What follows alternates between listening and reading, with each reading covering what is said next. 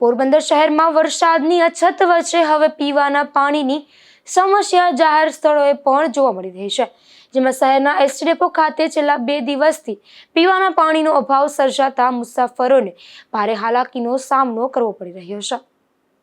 પોરબંદર જિલ્લામાં ચોમાસું ખેંચાતા પીવાના પાણીની સમસ્યા વધુ ગંભીર બની રહી છે।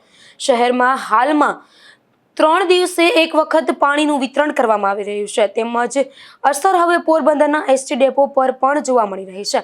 છેલ્લા 2 દિવસથી ડેપોમાં પીવાના પાણીની અછત સર્જાય છે। મહાનગરપાલિકા દ્વારા પૂરતું પાણી ન મળતું અને ડેપોમાં આવેલા બોરની મોટર ખરાબ થઈ જવાને કારણે પાણીની સમસ્યા ઊભી થઈ હોવાનું જાણવા મળે છે।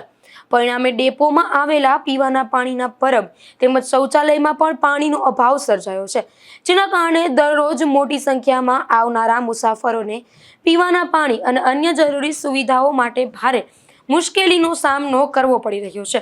મુસાફરોએ તંત્રને વહેલી તકે પાણીની સમસ્યાનો ઉકેલ લાવવા માંગ કરી છે।